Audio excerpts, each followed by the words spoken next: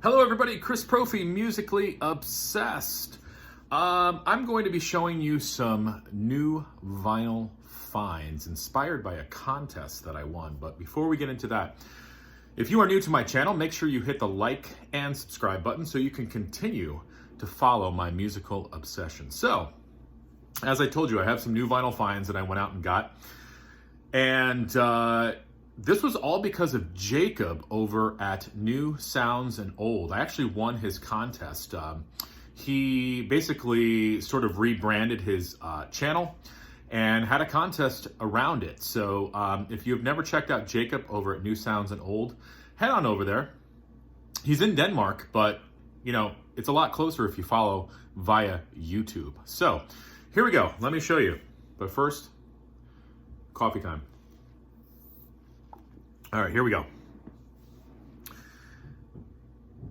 Contest winnings. Thank you, Jacob. These records would not have been possible without you. So here we go. The first one I got. Eric Burdon and the Animals, The Greatest Hits. Okay.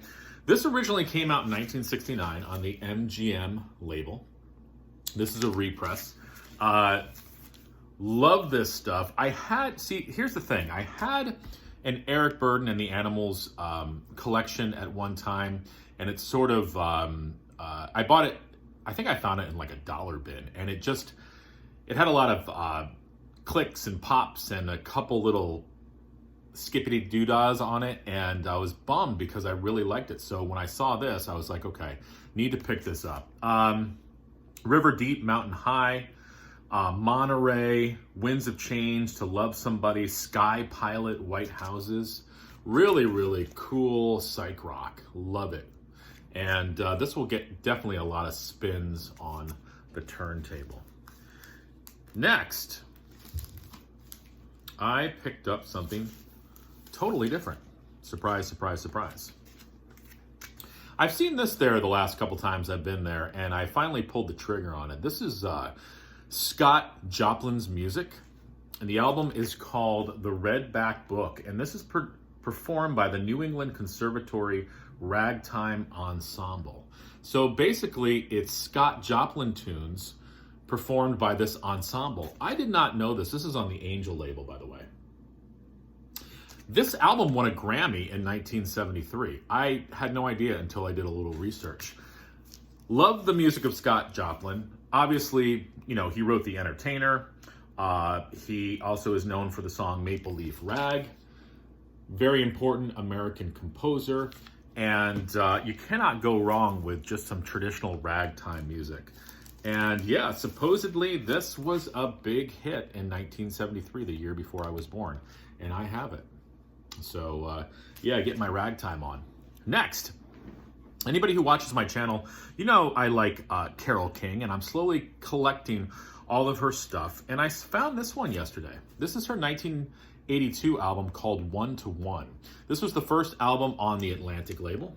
Got a yellow Atlantic label.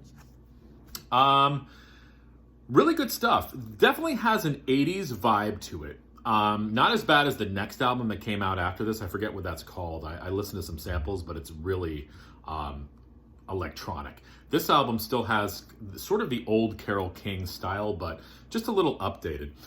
There was only one single off this album, the title track, One to One. It reached number 45. So this wasn't a huge seller for her, but I definitely like this album. But again, I like Carole King. So, you know what song I would listen to? There's two of them on here. The last track called Little Prince is amazing. And I also like her Read Between the Lines song. It's sort of like, sort of got an old 50s vibe to it. Carole King, by this point, her voice was kind of doing something cool. She sort of had this raspy effect to her voice. A little bit more aggression to Carole King's vocals. I know we don't usually associate the word aggression with Carole King, but it's true. And that's not just the coffee talking. Okay, next. Blood, Sweat, and Tears, right? This is their fourth album. 1971. I was listening to this morning. This is on the Columbia label. And I realized how much I really love Blood, Sweat, and Tears. I almost said Blue Oyster Cult. You got David Clayton Thomas on vocals. This was the last album he was in before he did some solo stuff. You know, if you don't, I mean, most of us know Blood, Sweat, and Tears, but if not, if you like R&B, jazz, rock, horn sections, you're going to love Blood, Sweat, and Tears. And this album is just killer. Blood, Sweat, and Tears 4, right? Yeah, I think it's just called 4. Found this yesterday. Great stuff. Now, this is a band that I had heard of, but I didn't really know a lot of their stuff. But I found this let's try that again. Youngbloods, and this is their album Rock Festival on Warner Brothers. Now, this is a live album from 1970. You wouldn't know it's live, though, because the audience is very, very low in the mix. This was recorded at various locations around California. I had only known the Youngbloods for the song Get Together, which is an amazing song. But this album was refreshing to listen to.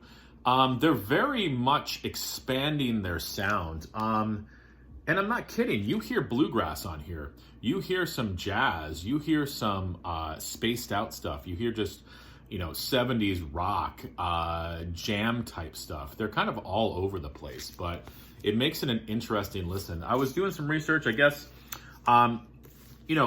mixed reviews on this album. Again, I'm not a huge Youngbloods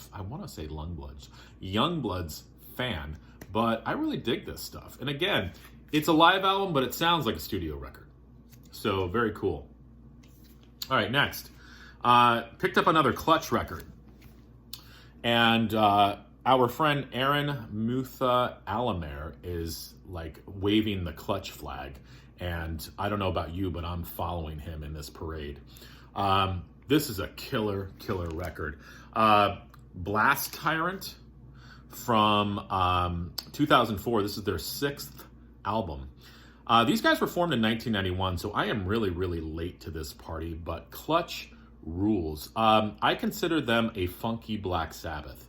Really, really good stuff. I know Aaron has shown this album quite a few times, so I saw it. I had to pick it up. So thank you, Aaron. I am really, really digging Clutch. And last but not least, little Prague. Yes. It's Yes. This is their compilation album. Yesterday's came out in 1975. Beautiful artwork by Roger Dean. This was a compilation album, songs from their first couple records, but it also had a B-side called Dear Father on it. And then it's got a version of Simon & Garfunkel's America, which is amazing. It was in my top 10 cover songs of all time. Check it out if you've never listened to it. I guess this is the full version of that song. So just really, really good early Yes with a couple extra things on it, right? So there we go. Those are my vinyl finds, and thank you to Jacob, because I wouldn't have been able to buy them if Jacob didn't send me my prize winnings. So thank you, Jacob, over at New Sounds and Old. And again, I'll leave the link below. And enjoy the rest of your Monday, guys. Adios.